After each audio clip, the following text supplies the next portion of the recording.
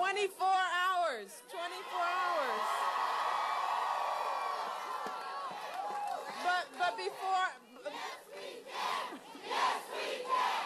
Yes, we can. Yes, we can. Yes, we can. Yes, we can. So you all are fired up. That's a good thing.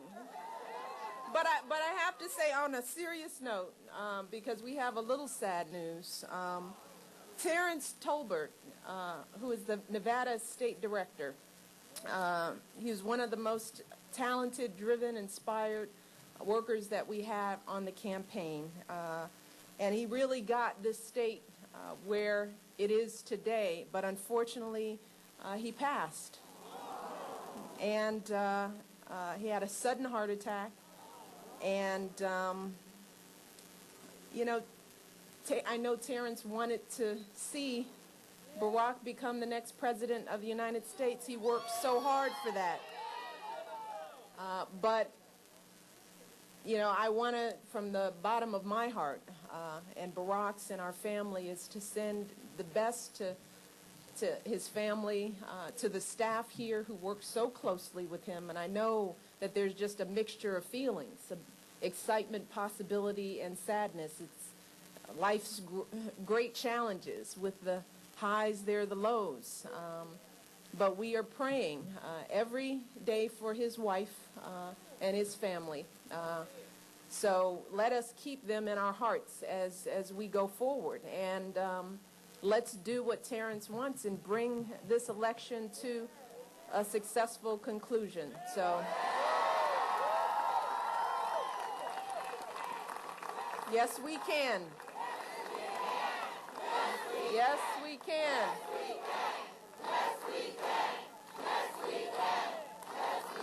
So 24 hours, one more day. I don't know how you count it. It's coming to the close, and for me, it's this trip for me is it's touching, because this is my next to last campaign rally.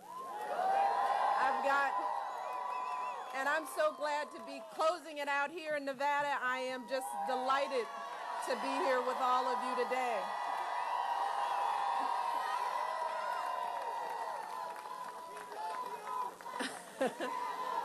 That's my family. Thank you guys. Thank you guys. But it's been a long road, and it has been an amazing journey for us. And I just want to thank you all. I want to thank you all for just opening up your hearts and your homes and your communities. Again, people ask me what this experience has been, and I always say that 99% of it has been wonderful, because whether people were supporting Barack or not, and this is true, people have been kind and decent and open and concerned and ready to roll up their sleeves. We've seen a lot, and one of the things that's been just great to watch are all the young people, you know.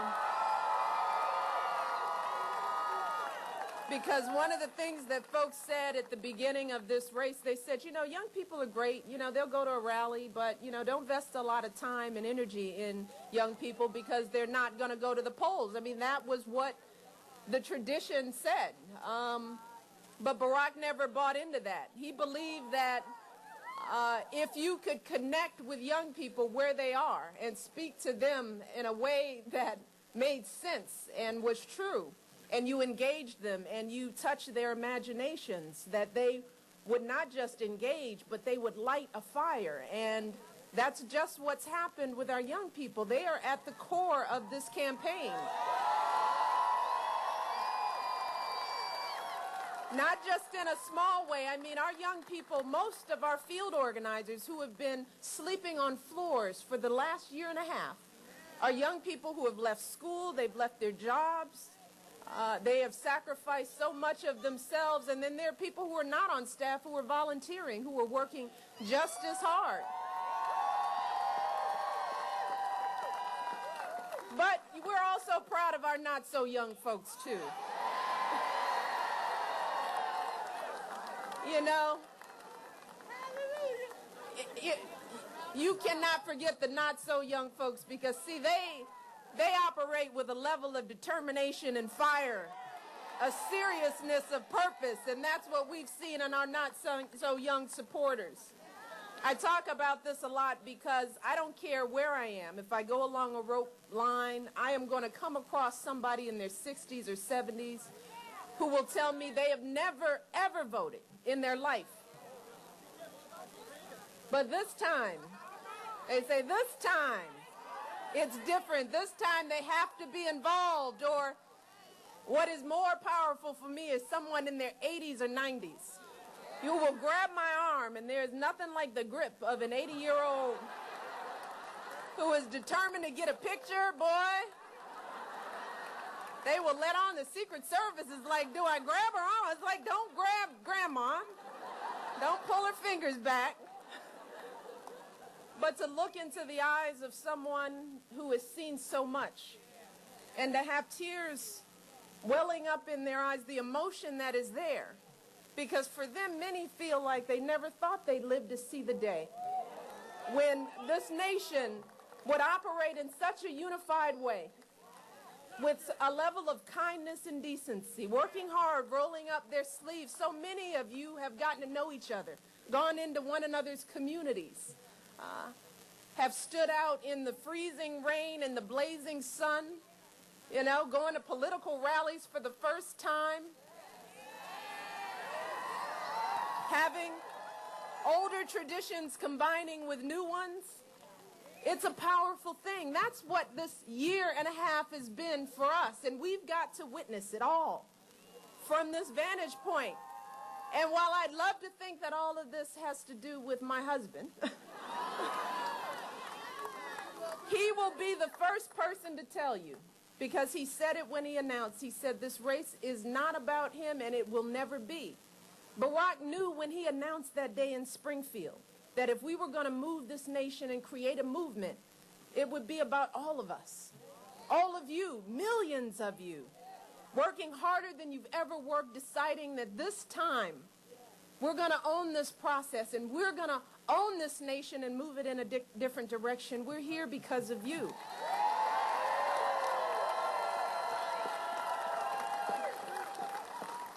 And it is so emotional for all of us because we all come to this with different stories. There are different reasons why we feel passionate about this. For me, it is because I am a mother. And I think about my girls and the kind of world I want to hand over to. I see my girls in the eyes of every child that I come across. Their future is our stake in this election. But I also come here as a wife. And when I watch my husband and I see how he's performed, I know that he will be a great president.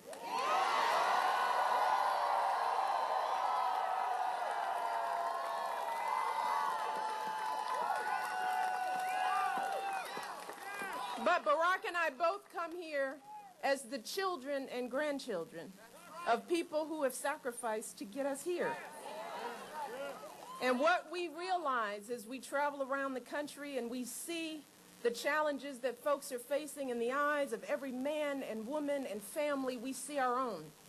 My father, who was a hard-working man who sacrificed so much to go to a job he didn't love, a man with a disability, I think about him every day I'm on the campaign trail. His story is reflected in the faces across this country.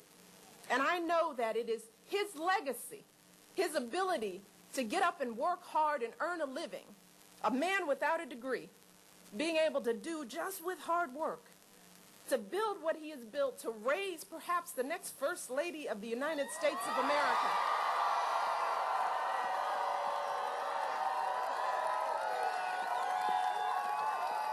As Barack has said time and time again, only in America is that story, is that dream a possibility.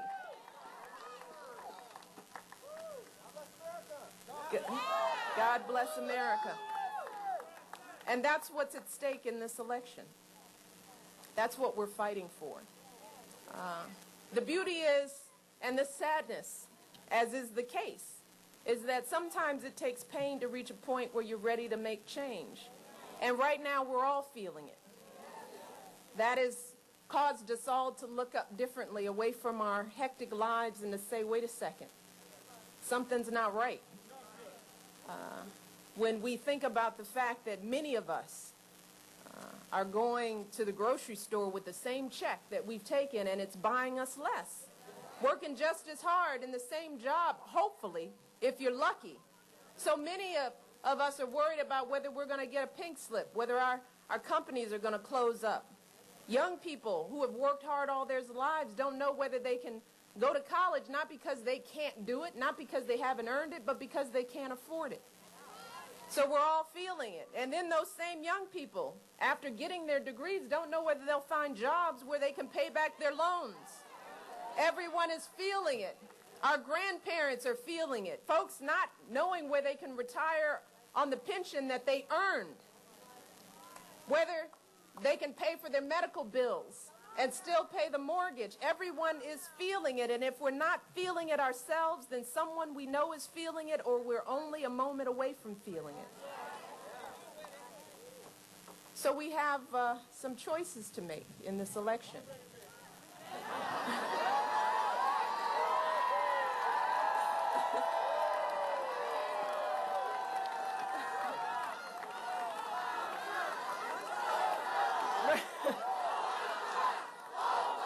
Only one choice. Only one choice. Only one choice.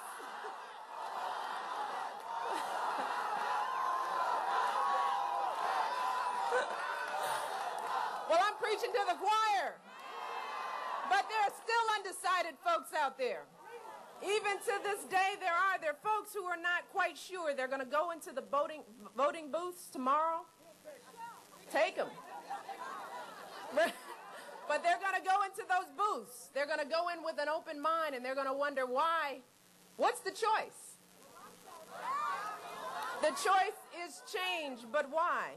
And what I remind people about Barack, what I want people to understand about his story, and I say this a lot, Barack gets things in a way that we need in a leader. You know, we need someone who understands the challenges of working families, someone who's come from some of those challenges. As you know, Barack's mother was young. She raised him. There's a level of compassion that comes from seeing a mother struggle. And you know in Barack you're going to have someone who is fighting every day for those issues that matter most to working families and single parents. Because what we do know is that even when you stumble and you trip, even when you fall, all folks need is a little hand up every now and then. Barack understands that because he's lived it. And there's something that happens to you as a leader when you've lived some of this. We understand the challenges of student loans because we've been there. Because when you've been a working class kid, you don't have money for college, you're taking out loans. We felt that burden. We just paid off our student loans several years ago. And what we do know is that the young couples out there that are trying to build a life for themselves, having done everything we've asked of them, go to college, you get the best education you can, bring it back to the community, raise a family, but you're finding yourself so mired in debt from college loans that are crushing you. That what we have to realize we're doing to these young people is that we're turning them away from careers that we need. You know, folks can't afford to teach in a public school system. Folks can't afford to work in a community as a social worker. Folks are walking away from the arts and music because what they're finding is their salaries don't even cover the cost of the degree that it took to get the job. And see, we need a leader who understands those struggles and knows that investing in our young people and making sure that kids get to go to college, whether their families can afford it, is investing in us. It's an investment in our future as a nation. That's what Barack understands. There's so many kids miss an opportunity, kids who could be the next, who knows what, the next president of the United States. But Barack gets that. And he will be that leader, a leader who will fight for the rights of young people all over this country to educate themselves and to seek opportunities that maybe at one point were beyond their reach, but not beyond their abilities. And Barack understands what it means to work in communities that have been devastated when jobs disappear. Because it's not just job loss that happens when we lose an economy. We lose the heart and soul of communities. Barack worked in some neighborhoods that had been devastated a long time ago. I mean, we all talk about the economic challenges now, but this has been happening in communities across this country for a long time. Jobs drying up and disappearing, and what happens to communities where folks can't work. They can't do what my father did. Even when they're ready and willing to take on 1, 2, 3 jobs to make ends meet, if the work's not there, something happens to the soul of the people in those communities. When a man can't take care of his family, when a woman can't put food on the table and earn enough to cover child care, when crime is rising because nobody's got work, when schools are crumbling because the resources are drying up, when folks are spending hours in the emergency room because there is no decent health care. We know what it feels like in those communities. Barack certainly does, because that's where he worked after college. That's the kind of experience we need in a president to lead us into the next decades. That's the kind of leader Barack Obama will be, and you can see it in his policies. Therein lies the difference between Barack and his opponent. His choices come out of his experiences, his decisions. That's why his economic plan is grounded on the middle class. That's why he knows in these economic times, you've got to give tax breaks to folks who are struggling today. That's why Barack's going to ensure that 95% of working class, middle class families see a tax break right now. Barack understands that jobs isn't just about work, it's about life. It's about soul. So he's going to stop rewarding companies that are shipping jobs overseas and start creating incentives for companies that are building jobs right here in Nevada, right here in Las Vegas. That's why Barack's health care plan ensures that all Americans get covered, not just some, not just the lucky ones. Barack knows that if you've got a good insurance plan, wonderful, keep it. But what about those who don't? We have to have a system that provides quality preventative care to all Americans, and that's the kind of health care plan Barack is going to fight for when he gets to the White House. That is the difference between Barack and his opponent. That's why Barack's approach to education is one that is comprehensive. Barack knows that you have to invest billions in our education system today. And that means investing in early childhood education. That means investing in recruiting a cadre of new teachers and paying them and giving them the responsibility in the classroom. That means that once you educate these young people and you show them the sky's the limit, that you can't hold them back. You have to make sure they can go to college, they can get jobs, they can pursue their dreams, whether their families can afford it or not. That's the kind of president that Barack Obama will be. That's the choice you have to make.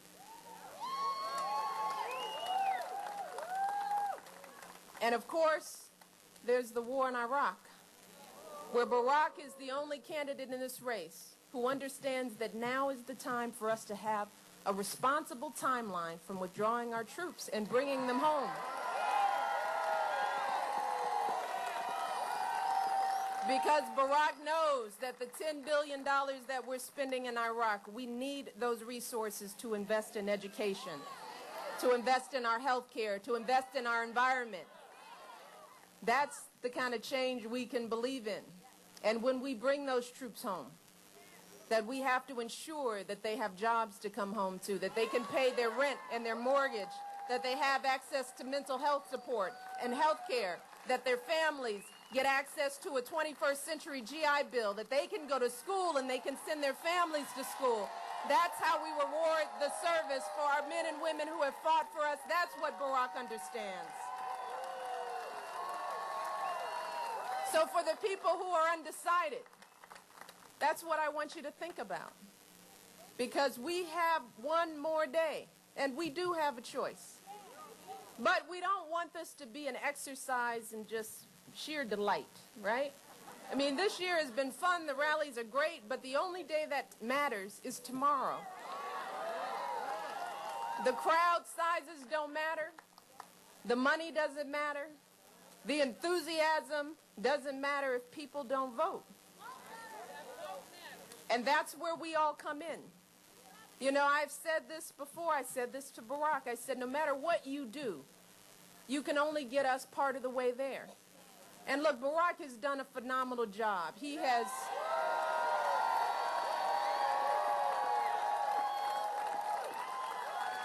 built the kind of political organization that has attracted millions of folks from all parties, from all races, from all religious backgrounds. As I said, folks, you all have been working together, knocking on doors, making phone calls. And you've been writing checks. Barack has raised millions, not just from big dollar donors, but folks writing $5, $10, $20 checks, which has allowed us to compete in a very tough election. And Barack has also picked a phenomenal running mate, someone who will be an important partner on this road to change. Barack has performed amazingly in 3 debates, not missing a beat. He has touched on issues that we haven't dealt with in a while, race and faith and religion, and he's done it with a way that has allowed us to understand one another, not fear one another. And he has done it all, as far as I'm concerned, with a level of consistency and truth and honesty and dignity and poise and grace and eloquence. He has been nothing short of presidential.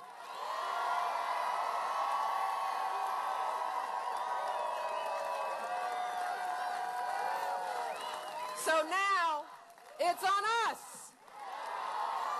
Tomorrow is on us.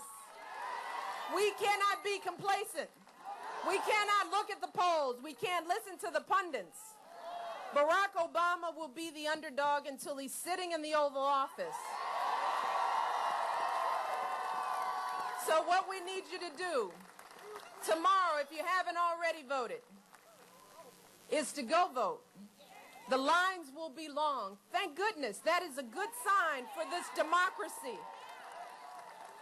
But we need you to be patient, to stay in those lines. Do not get out. I don't care how long you're standing there. Bring lunch, some water, get a folding chair. Don't get out of the line until you've cast your vote. And if you've already done so, find other people. Bring them with you, because we're going to have a lot of new voters. We're going to have a lot of first-time voters.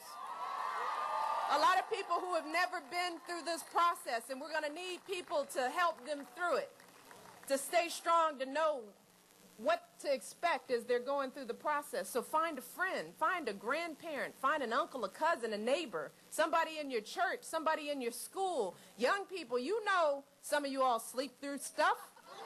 Wake your friends up. Make sure they go to the polls. And then we can start imagining. We can start dreaming.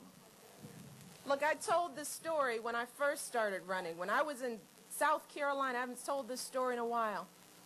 But at the end of the South Carolina primary, we were campaigning in this little town called Newberry.